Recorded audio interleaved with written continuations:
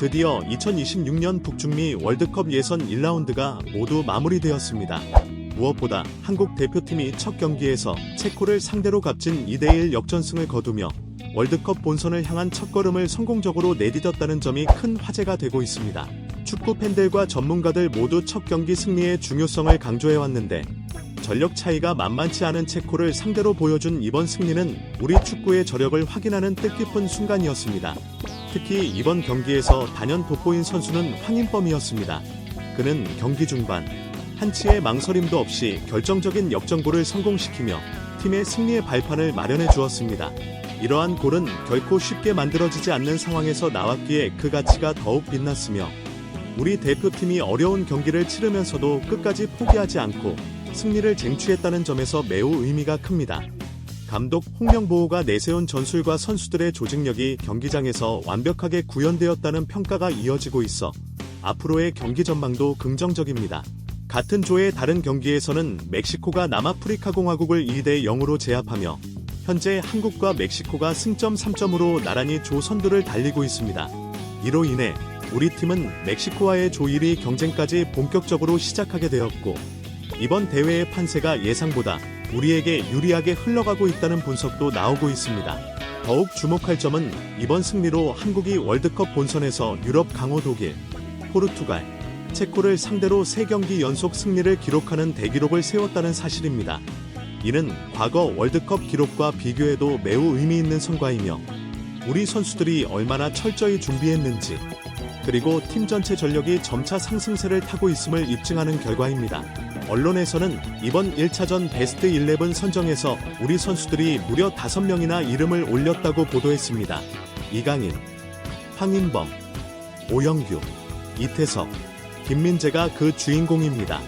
이는 이번 대회 참가국 중 가장 많은 선수를 베스트 11에 배출한 팀이 대한민국임을 의미하며 우리 대표팀의 뛰어난 경기력을 객관적으로 보여주는 대목입니다. 사실 대회 시작 전 분위기는 그리 좋지 않았습니다. 전문가들과 팬들 사이에서 우리 대표팀이 3패를 당할 것이라는 우려, 감독에 대한 불신, 심지어 32강 진출조차 어려울 것이라는 불안감이 팽배했습니다. 어차피 3패 아니야. 홍명보 감독 체제에서 32강 넘기 힘들다는 부정적인 전망이 많았죠. 그러나 이번 체코전 승리가 분위기를 완전히 반전시켰습니다. 이제는 단순히 경우의 수를 계산하며 조별리그 통과를 간신히 노리는 수준에서 벗어나 확실하게 조 내 32강 진출을 노리고 멕시코와 조 1위 경쟁까지 벌이는 상황에 이르렀습니다. 이는 우리 축구 팬들에게 큰 희망과 기대감을 안겨주었고 선수들과 코칭 스태프에게도 자신감을 불어넣은 중요한 전환점이라 할 수 있습니다. 더 흥미로운 점은 대회의 판세가 우리에게 여러모로 유리하게 흘러가고 있다는 사실입니다. 조 편성, 경기 일정, 이동거리, 토너먼트 대진 등을 면밀히 분석해보면 우리에게 좋은 조건들이 많습니다. 예를 들어 이동거리가 짧아 체력 부담이 덜하며 조별리그 최종전 일정이 우리에게 유리하게 배치된 점은 큰 도움이 될 수 있습니다. 또한 토너먼트 대진표를 살펴보면 우리가 만날 가능성이 있는 상대들과의 경쟁 구도도 실제로 그렇게 부담스럽지 않다는 평가가 지배적입니다. 그렇다면 왜 단 한 경기만에 우리 대표팀에 대한 평가가 이렇게 극적으로 달라졌을까요? 그리고 또 한 번 맞붙게 될 멕시코는 어떤 팀이며 어떤 전략으로 우리와 상대할 것인지 마지막으로 이번 북중미 월드컵이 왜 우리에게 거대한 기회가 될 수 있는지 차근차근 살펴보겠습니다. 우선 대회 시작 전 우리 대표팀에 대한 평가는 대체로 체코와 2위를 다툴 것이라는 전망이 많았습니다. 남아프리카 공화국은 반드시 잡아야 할 상대, 멕시코는 조 최강자로 평가받았고 멕시코와 한국의 경기는 무승부 가능성이 높게 점쳐졌습니다. 이는 과거 전적과 객관적인 전력 분석을 반영한 결과였습니다. 팬들 사이에서도 1승 1무 1패 정도의 성적을 예상하며 마지막 경기까지 경우의 수를 따질 것이라는 다소 소극적인 기대감이 많았습니다. 결국 1승 1무 1패가 기본 아니냐. 최소한 조별리그는 통과해야 하는데 쉽지 않다는 반응이 주를 이루었죠. 하지만 체코전 승리가 분위기를 완전히 바꾸어 놓았습니다. 경기 내용도 매우 인상적이었습니다. 단순히 결과만 좋았던 것이 아니라 경기력 자체도 충분히 만족스러웠습니다. 한국은 체코를 상대로 경기 주도권을 확실히 잡았고 기대 득점, 예상 득점 확률, 도이, 3점으로 체코의 0.8점보다 월등히 우위에 있었습니다.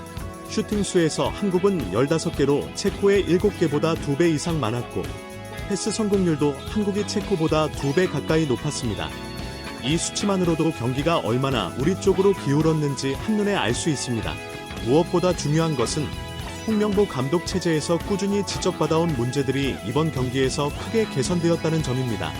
홍명보 감독 체제 하에서 특히 3백 전술에 대한 논란과 아쉬움이 많았습니다. 중원 숫자가 부족했고 후방에서 불필요한 횡패스와 백패스가 반복되어 공격 기회 창출이 원활하지 않았습니다. 윙백들의 포지션도 애매해 공격과 수비 균형을 맞추기 어려웠고 전술 완성도가 떨어진다는 평가도 있었습니다. 하지만 이번 경기는 확실히 이런 문제점들이 보완된 모습이었습니다. 중원의 백승우, 황인범, 이강인 세 미드필더가 유기적으로 움직이며 볼을 효과적으로 돌렸고 공수 전환도 훨씬 원활했습니다. 특히 황인범은 센터백 위치로 내려가며 풀백을 돕는 등 위치를 유연하게 바꾸어 팀의 중심을 잡아주는 역할을 훌륭히 수행했습니다. 이런 다재다능함은 상대 수비에 혼란을 주는데도 크게 기여했습니다. 또한 홍명보 감독이 예상 밖 선발로 기용한 이태석은 윙백으로서 안정적인 수비와 공격 전개에 활력을 불어넣었습니다. 오른쪽 윙백으로서 수비 안정성을 확보했고 반대편 왼쪽 윙백 설령우는 더욱 적극적으로 오버래핑, 측면 돌파를 시도해 공격의 활로를 넓혔습니다. 상대 윙백 특성을 분석해 전략적으로 선발한 명단 구성이 경기에서 큰 효과를 발휘한 셈입니다. 경기 내용을 자세히 보면 체코가 만들어낸 가장 위협적인 장면은 대부분 세트피스 상황에서 나왔고 열린 플레이에서는 한국이 안정적으로 경기를 통제했습니다. 이런 경기 운영 능력은 팀 전술 이해도와 선수들의 조직력 개선을 보여주는 증거입니다. 경기 직후 국내외 축구 전문가들과 팬들의 반응도 뜨거웠습니다. 이강인에 대해서는 오늘 경기만 보면 마치 이니에스타를 보는 듯했다. 축구를 보는 진정한 재미를 선사하는 선수라는 찬사가 쏟아졌고 황인범과 오영규 역시 팀 핵심 선수로서 역할과 영향력이 놀랍다는 평가를 받았습니다. 오영규 선수는 부상에도 불구하고 경기 중반 투입되어 분위기를 완전히 바꾸는 슈퍼조커로 활약해 앞으로 남은 경기에서도 큰 기대를 모으고 있습니다. 다른 팀들의 경기 결과를 보면 우리가 충분히 해볼 만하다는 자신감도 듭니다. 체코는 어려운 상대였지만 우리가 이겨냈고 남아공 역시 멕시코와의 경기에서 미흡한 점들이 드러나 전력의 균열이 생겼다는 분석이 나옵니다. 멕시코가 빠른 경기 템포를 가져가면 라인이 흔들리고 선수들이 감정적으로 흔들리는 모습이 관찰된 점도 참고할 만합니다. 현재 우리 대표팀 분위기는 점점 상승세이며 팬들도 이번 대회에서 손색 없는 경쟁력을 갖췄다는 기대감을 갖고 있습니다. 따라서 다음 상대인 멕시코와의 경기는 더욱 중요해졌고 면밀한 전략적 대비가 필요합니다. 이제 멕시코를 자세히 살펴보겠습니다. 대회 전만 해도 멕시코는 우리 조 1위 후보로 꼽힐 만큼 강력한 전력을 갖춘 팀으로 평가받았습니다. 해외 언론과 베팅업체들은 여전히 멕시코 승리 가능성을 한국보다 훨씬 높게 보고 있는데 배당률만 봐도 한국 승리 배당이 멕시코 승리 배당보다 약 4배 높습니다. 예측 승률은 멕시코가 약 57%, 한국은 30%로 거의 2배 차이가 나며 ESPN, CBS 스포츠, 오타 등 주요 해외 매체들도 멕시코가 조 1위를 차지할 것으로 전망합니다. 이는 멕시코가 전반적으로 우리보다 전력이 우위임을 시사합니다. 멕시코가 강한 평가를 받는 이유는 크게 3가지입니다. 첫째, 개최국 버프와 고산지대 적응력입니다.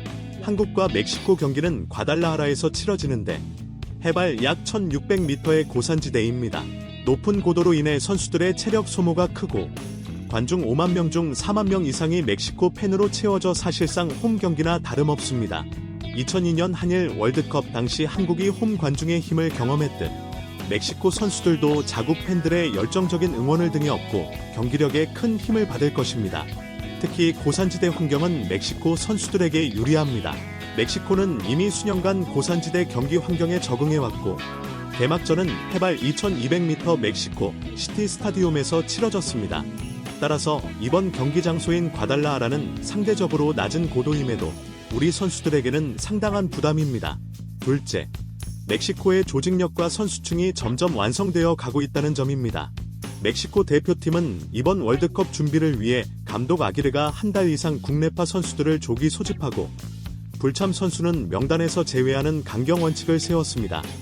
이로 인해 팀 전술과 조직력이 크게 향상되었고, 최근 가나, 호주, 세르비아와의 친선 경기에서 3전 전승을 기록하며 자신감을 높였습니다. 멕시코 선수들의 개별 몸값은 우리 선수들과 큰 차이가 없으나 팀 전체 스쿼드 평균 몸값과 총액은 멕시코가 체코와 한국을 앞서고 있습니다. 이는 누구를 내세워도 기본 이상의 경기력을 기대할 수 있다는 뜻이며 스쿼드 전반의 전력이 매우 균형 잡혔음을 보여줍니다. 특히 멕시코 핵심 공격수 퀴뉴네스는 이번 시즌 사우디 리그 득점 1위, 33골을 기록하며 최고의 컨디션을 자랑합니다. 그는 경기 중 볼을 잡으면 과감히 슈팅을 시도했고 오늘 경기에서도 5회의 슈팅과 5회의 드리블을 성공시키며 평점 8.8점을 받았습니다. 퀴뉴네스는 멕시코 공격의 핵심 에이스로 그의 움직임과 침투를 효과적으로 차단하는 것이 우리 수비진의 중요한 과제입니다. 셋째, 멕시코와의 상성이 좋지 않다는 점입니다. 멕시코 축구는 강한 압박과 빠른 경기 템포, 그리고 공격과 수비의 신속한 전환이 특징입니다. 90분 내내 상대를 끊임없이 괴롭히며 수비 시에는 모두 빠르게 내려가고 공격 시에는 5, 6명이 한꺼번에 박스 안으로 침투합니다. 이 같은 끈적끈적한 축구 스타일 때문에 상대하기 매우 까다로운 팀으로 알려져 있습니다. 특히 공격진 퀴뉴네스, 베가, 우에르타는 키는 크지 않지만 빠른 스피드와 날카로운 측면 돌파, 뒷공간 침투가 강점입니다. 상대팀은 이들의 움직임을 잘 알고 있음에도 매번 뒷공간을 내주며 어려움을 겪는 경우가 많았습니다. 한국 대표팀은 과거에도 강한 압박과 빠른 전환을 활용하는 팀들을 만나면 후방에서 흔들리는 모습을 자주 보였습니다. 수비 전환 속도가 늦어 뒷공간 대응에 실패하거나 수비진 붕괴가 발생해 실점하는 장면이 많았습니다. 멕시코와의 과거 맞대결 기록을 보면 2014년 평가전 0대4 완패, 2018년 러시아 월드컵 본선 0대2 패배 등에서 약점을 드러냈습니다. 특히 2014년 당시 홍명보 감독 체제였는데 우리 수비 조직력은 멕시코의 빠른 공격 전개와 압박에 무너졌고 양쪽 윙어들의 뒷공간 침투를 효과적으로 차단하지 못해 실점했습니다. 2018년 대회에서도 벨라, 로사노, 치리토 등 빠른 공격수들에게 수비가 흔들리면서 패배로 이어졌습니다. 따라서 멕시코의 강한 압박과 빠른 공격 전환은 한국에게 전통적으로 어려운 스타일이며 이번 경기에서는 고산지대 환경까지 겹쳐 우리 선수들에게 큰 부담이 될 가능성이 큽니다. 멕시코는 경기 내내 강도 높은 압박으로 우리를 몰아붙이며 체력을 소모시키는 전략을 펼칠 것으로 예상됩니다. 그렇다면 이런 상황에서 우리에게 희망은 전혀 없는 것일까요? 결코 그렇지 않습니다. 지난 멕시코와 남아공 경기에서 멕시코의 약점도 드러났습니다. 비록 경기 주도권은 잡았으나 멕시코 공격이 예상보다 위협적이지 않았고 경기 후반 체력 소모가 심해지는 모습이 관찰되었습니다. 또 우리 팀의 조직력과 개인 기량, 빠른 템포 공격 전개를 적절히 활용하면 충분히 경쟁력이 있다는 점도 분명합니다. 결국 이번 멕시코전은 우리 대표팀의 체력 관리, 전술적 유연성, 선수들의 집중력에 달려 있습니다. 경기를 통해 우리 축구가 한 단계 도약할 중요한 시험대가 될 것이며 잘 준비하고 대응한다면 조 1위 경쟁에서도 우위를 점할 수 있을 것입니다. 한편 어제 경기에서 우리 대표팀은 여러 차례 좋은 찬스를 만들어냈지만 마무리 능력에서 다소 아쉬운 모습을 보였습니다.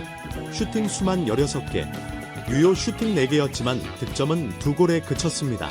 특히 공격진에서는 퀴뉴네스와 나울 휴메네스 2명만 득점을 기록했고 나머지 선수들은 확실한 존재감을 드러내지 못했습니다.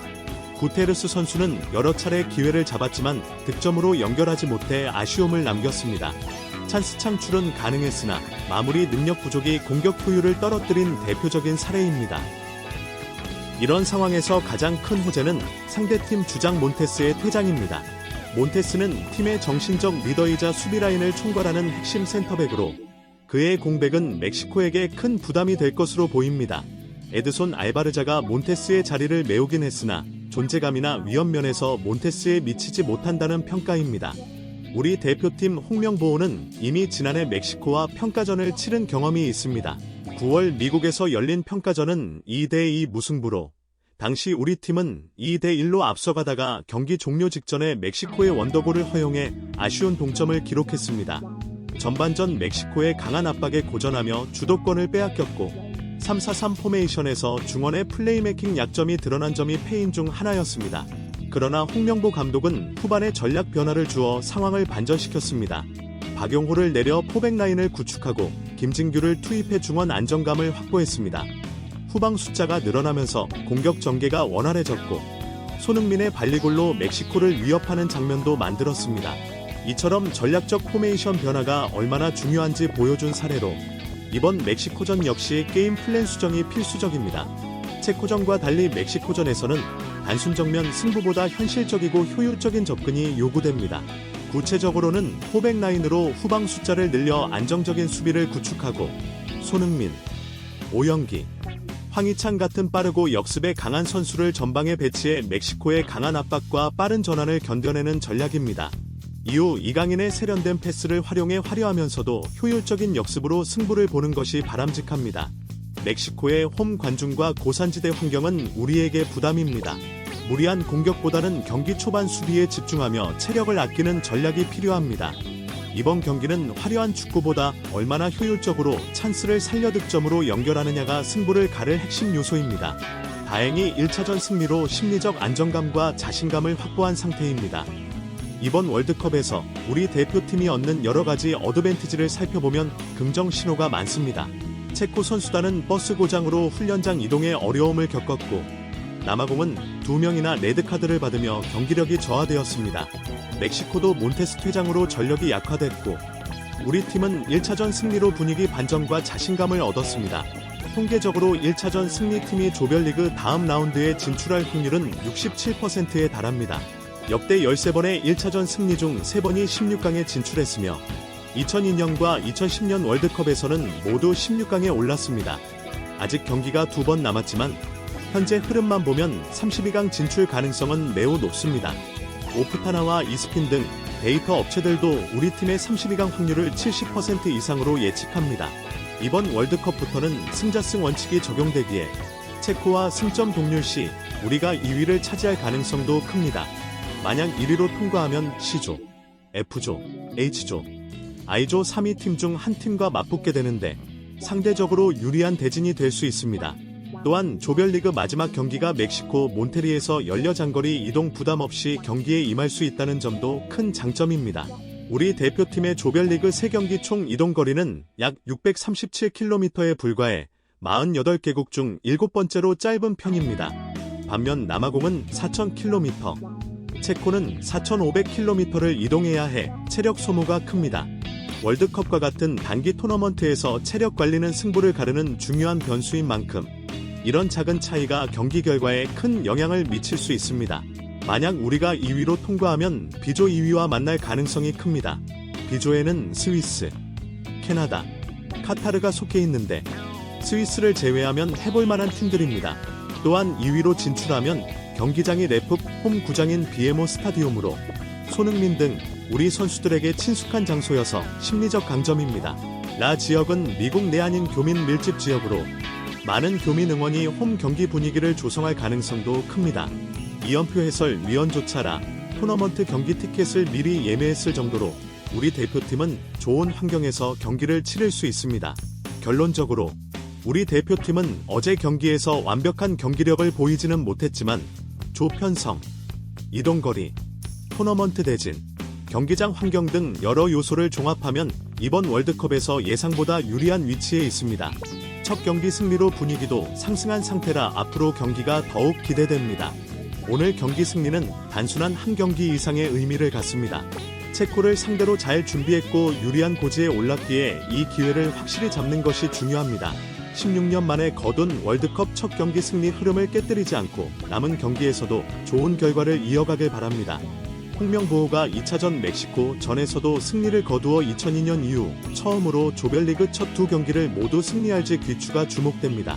여러분은 이번 월드컵에서 우리나라 대표팀이 어떤 성적을 거둘 것으로 예상하시나요? 댓글로 여러분의 생각을 공유해주세요. 오늘 내용이 유익했다면 구독과 좋아요, 알림 설정도 부탁드립니다. 앞으로도 더 흥미롭고 깊이 있는 축구 이야기로 찾아뵙겠습니다. 감사합니다. 안녕히 계세요. Wow.